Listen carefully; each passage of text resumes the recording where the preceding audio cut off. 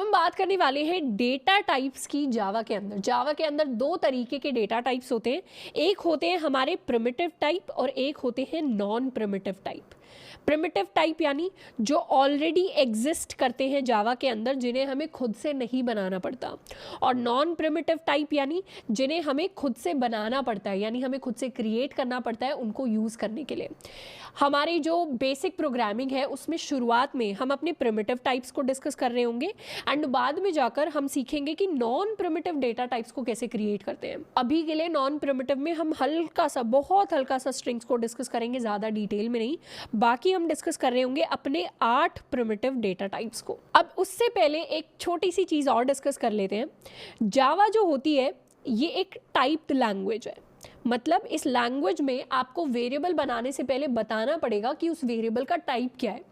जैसे क्या आप एक फ्लोटिंग वैल्यू लिखना चाहते हैं, फ्लोटिंग वैल्यू यानी डेसिमल वैल्यू, जैसे 3.14 हो गया, पाई की वैल्यू हो गई, या अगर मान लीजिए आपको किसी पेंसिल का प्राइस, आपको कोई पेंसिल खरीदनी है, वो पेंसिल 10 रुपये 50 पैसे की है तो 10.5 उसका प्राइस है, तो वो भी एक फ्लोटिंग वैल्यू हो जाएगी। अगर आपको ऐसे टाइप की वैल्यूज डिफाइन करनी है तो आपको कंपाइलर को बताना पड़ेगा कि कितनी जगह चाहिए और किस टाइप का डेटा हम स्टोर कराना चाहते हैं।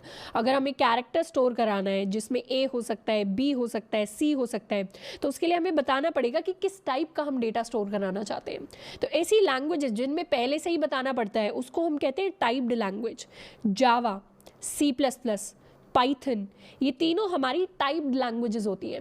इसके अलावा ऐसी भी लैंग्वेजेस होती हैं जिसमें हमें बताना नहीं पड़ता कि हम किस टाइप का डेटा डिफाइन करना चाहते हैं। जैसे जावास्क्रिप्ट एक लैंग्वेज होती है जो काफ़ी ज़्यादा वेबसाइट्स बिल्ड करने के लिए यूज़ होती है, तो JS इसको कहते हैं। JS के अंदर आपको नहीं बताना पड़ता कि आप एक नंबर लिखना चाहते हैं या एक कैरेक्टर लिखना चाहते हैं या स्ट्रिंग लिखना चाहते हैं या फ्लोटिंग वेरिएबल बनाना चाहते हैं। जावास्क्रिप्ट के अंदर आप सिंपली वैर लिख सकते हैं, लेट लिख सकते हैं, तो ऐसे कुछ कीवर्ड्स होते हैं उसके अंदर जिनको हम लिख सकते हैं और बिना किसी टाइप को डिफाइन किए हुए हम अपने वेरिएबल्स बना सकते हैं। पर जावा थोड़ी सी स्ट्रिक्ट लैंग्वेज है, और एक लैंग्वेज जितनी स्ट्रिक्ट होती है उतनी ही सेफ होती है, मतलब उसमें एरर के चांसेस कम होते हैं। इसीलिए जावा के अंदर हमें पहले से बताना पड़ता है कि हम किस टाइप का वेरिएबल डिफाइन करना चाहते हैं। अब थोड़े से डेटा टाइप्स को अपने कोड के अंदर लिख कर देखते हैं और फिर समझते हैं कि ये इतने सारे डेटा टाइप्स एक्चुअली एग्जिस्ट क्यों करते हैं। अपने कोड में हम धीरे धीरे अलग अलग डेटा टाइप्स को डिस्कस कर रहे होंगे। सबसे पहले एक बाइट को बनाते हैं, तो बाइट के लिए सबसे पहले हमें लिखना पड़ता है डेटा टाइप, यानी जब भी हम किसी वेरिएबल को डिफाइन करते हैं तो सबसे पहले जावा को बताना पड़ता है कि उसका डेटा टाइप क्या है। यहाँ पर हमने पहला प्रिमिटिव डेटा टाइप लिया है विच इज़ बाइट। इस वेरिएबल को हम नाम दे देते हैं बी, और बाइट के अंदर हम स्टोर कराएंगे किसी भी रैंडम वैल्यू को हम स्टोर करा सकते हैं। हमने स्टोर कराया है 8 को, और इस वैल्यू को हम प्रिंट भी करवा सकते हैं system.out.println बी से, इसको हमने प्रिंट करवा दिया। तो ये बाइट टाइप का डेटा है जिसमें हमने स्टोर कराया था 8 को। इसके अलावा मान लीजिए हमें कोई कैरेक्टर स्टोर कराना है, जैसे ABCD ऐसे कैरेक्टर्स को स्टोर कराने के लिए हम डेटा टाइप यूज़ करेंगे कैर। तो सारे डेटा टाइप्स जो है वो स्मॉल यानी लोअर केस लेटर से शुरू होते हैं। यहाँ पर कैपिटल C हम लिख देंगे तो वो गलत हो जाएगा, तो स्मॉल c लिखना है। उसके बाद CH हमने वेरिएबल का नाम दिया है, और कैर के अंदर हमने स्टोर कराया है A को, इसको हम प्रिंट भी कर सकते हैं। सेम ऊपर वाली स्टेटमेंट हमें लिखनी है, और यहाँ पर हम प्रिंट करवाना चाहते हैं CH की वैल्यू को, तो इसको हमने करवा लिया है प्रिंट, यानी 8 के बाद प्रिंट हो गया है A। ऐसे ही हम एक बूलियन टाइप का डेटा टाइप भी बना सकते हैं।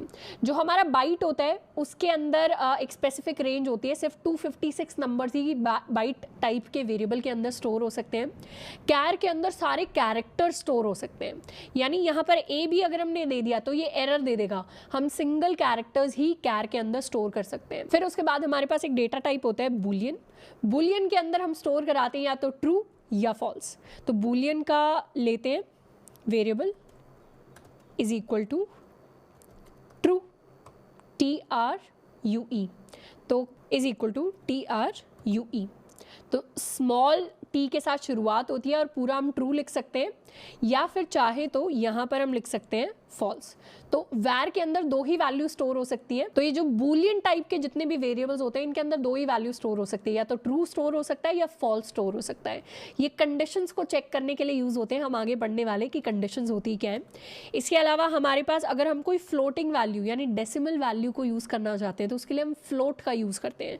जैसे मान लीजिए हम पेंसिल का प्राइस स्टोर करना चाह रहे हैं 10.5 रुपीज़, तो उसको हम इस तरीके से स्टोर कर सकते हैं using a float data type.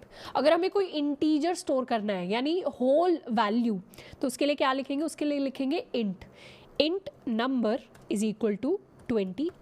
अब इसके अलावा एक होता है हमारा लॉन्ग और एक होता है हमारा डबल। अब जब हम कोई बड़ी वैल्यू का इंटीजर मतलब सेम नंबर ही स्टोर करना चाहते हैं पर बहुत बड़ा साइज हमें चाहिए, तो उसके लिए हम लॉन्ग यूज़ कर लेते हैं। और ऐसी वैल्यू जिसके अंदर डेसिमल्स हो पर बहुत बड़ा नंबर हो, मतलब फ्लोट की से भी ज़्यादा बड़ा नंबर हो, तो उसके लिए हम डबल का यूज़ कर लेते हैं। तो ये 1 2 3 4 5 6 7 एंड लास्ट जो होगा हमारे पास एक शॉर्ट नाम का डेटा टाइप होता है जिसके अंदर दोबारा से हम कोई नंबर स्टोर करा सकते हैं, मान लीजिए 240। तो इस तरीके से टोटल 8 प्रिमिटिव डेटा टाइप्स हैं जिनका हम यूज़ करते हैं। इनमें से शॉर्ट को ज़्यादा इतना यूज़ नहीं किया जाता, इनफैक्ट बाइट को भी हम बहुत ही कम यूज़ करते हैं प्रैक्टिकल केसेस में। बाकी सबको हम अच्छा खासा यूज़ कर रहे होंगे। एंड एक पॉइंट ऐसा आएगा जब हम सोच भी नहीं रहे होंगे कि हमें यूज़ क्या करना है। जैसे इंग्लिश के अंदर हम कभी पैराग्राफ लिखने बैठते हैं तो हम ये नहीं सोचते कि इसमें ए लिखना है, बी लिखना है, द लिखना है, या हम कौन से लेटर्स का यूज़ कर रहे हैं, या कॉमा आएगा या फुल स्टॉप आएगा। हमें एक पॉइंट के बाद आदत हो जाती है। हिंदी के अंदर लिखने बैठते हैं हमें पता होता है कहाँ पर कॉमा आएगा, कहाँ पर पूर्ण विराम आएगा, कहाँ पर चंद्र बिंदु आएगा। वैसे ही एक पॉइंट आएगा 3-4 क्लासेस के बाद जावा में जब हमें ये नहीं सोचना पड़ेगा किस टाइप का डेटा होगा, हमें ऑटोमेटिकली पता होगा किस टाइप का डेटा होगा। अब ये 8 के 8 जो भी डेटा टाइप्स हैं इनको डिफाइन करने का, ये इनके एग्जिस्ट करने का रीज़न क्या है, क्यों हमारे पास 8 डेटा टाइप्स हैं, हमने 2-3 डेटा टाइप्स क्यों नहीं रख लिए। इसका रीज़न ये है कि हर डेटा टाइप का अपना एक डिफरेंट साइज होता है और साइज के हिसाब से मेमोरी के अंदर उसको जगह दी जाती है। जिसका छोटा साइज है उसे छोटी जगह दी जाएगी, जिसका बड़ा साइज है उसको बड़ी जगह दी जाएगी। मेमोरी के अंदर जो जगह दी जाती है उसको हम मेजर करते हैं इन टर्म्स ऑफ बाइट्स। एक बाइट के अंदर 8 बिट्स होती हैं और बिट का क्या मतलब होता है, बिट का मतलब होता है सिंगल इन्फॉर्मेशन। या तो 0 आ सकता है इस ब्लॉक में या इस ब्लॉक में 1 आ सकता है, ये हो जाती है 1 बिट। ऐसी ही 8 बिट्स के कॉम्बिनेशन को हम एक बाइट कह देते हैं। तो यहाँ से हम विजुअलाइज कर सकते हैं कि ये हमारे पास एक सिंगल बाइट है, तो बाकी सब का क्या क्या साइज होगा। बाइट जो होता है मेमोरी के अंदर वो एक बाइट का डेटा लेता है, मतलब एक बाइट की जगह को ऑक्यूपाई करता है। और इसके अंदर कितने नंबर्स हम स्टोर करा सकते हैं, हम स्टोर करा सकते हैं -128 to 127। ये टोटल 256 नंबर्स होते हैं जिनको हम बाइट टाइप के वेरिएबल के अंदर स्टोर करा सकते हैं। इसकी लिमिट है, अगर हम 128 को स्टोर कराना चाहेंगे या 150 को या 300 को स्टोर कराने निकलेंगे बाइट डेटा टाइप के वेरिएबल के अंदर, तो फिर हमारे पास एरर आ जाएगा, उसको हम स्टोर नहीं करा पाएंगे। सेकेंड है शॉर्ट लेता है हमारे पास 2 बाइट्स। फिर कैरेक्टर भी जावा के अंदर लेता है 2 बाइट्स। फिर आता है बुलियन हमारा लेता है 1 बाइट। फिर आता है इंटीजर हमारे पास लेता है 4 बाइट्स। फिर आता है लॉन्ग लेता है 8 बाइट्स।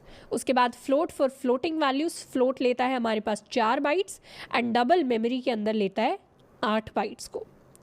अब इनकी अपनी कुछ रेंज होती है, जैसे शॉर्ट की अपनी एक रेंज होगी जो आपको आर्टिकल के अंदर नेक्स्ट जो आपके पास रीडिंग मटेरियल होगा उसके अंदर आप देख सकते हैं। कैरेक्टर के अंदर हम क्या स्टोर करा सकते हैं, ए से लेकर छोटे जी तक, कैपिटल ए से लेकर कैपिटल जी तक। उसके अलावा कुछ स्पेशल कैरेक्टर्स भी होते हैं जैसे @ हो गया, जैसे % हो गया, या फिर कॉमा हो गया। इस तरीके के कैरेक्टर्स भी स्टोर होते हैं। बूलियन के अंदर या तो हम स्टोर करा सकते हैं ट्रू या फिर फॉल्स। इंट के अंदर हम -2 बिलियन से लेकर +2 बिलियन तक सारे के सारे नंबर्स को स्टोर करा सकते हैं, but without a decimal point. Long के अंदर हम इससे भी लार्जर रेंज के नंबर्स को स्टोर करा सकते हैं। फ्लोट के अंदर हम पॉइंट के साथ मतलब डेसिमल के साथ नंबर्स को स्टोर करा सकते हैं। एंड डबल के अंदर हम और भी लार्जर नंबर्स को स्टोर करा सकते हैं जो डेसिमल वैल्यू के साथ आते हैं। अब यहाँ पर जो चीज़ हमें अभी अभी याद कर लेनी है वो है डेटा टाइप्स का साइज़ क्या होता है। ये जो रेंज होती है इसको हम बाद में पढ़ के बाद में मन करे तो याद रख सकते हैं, बाकी इंटरव्यूज़ में ज़्यादा इतना रेंज पूछी नहीं जाती। बट आपको अगर पता हो, थोड़ा सा आइडिया हो कि कौन सा डेटा टाइप बड़ा है कौन सा छोटा है, तो वो बहुत ज़्यादा हेल्प करेगा। वो हमें एब्सोल्युटली पता होनी चाहिए। एग्जैक्ट रेंज इतनी ज़्यादा इंपॉर्टेंट नहीं है, पर डिपेंडिंग अपॉन आपके पास एक्स्ट्रा टाइम है क्या, उस हिसाब से आप याद कर सकते हैं। पर हाँ, ये कितनी बाइट्स ऑक्यूपाई करते हैं मेमोरी के अंदर उसका हमें पता होना चाहिए।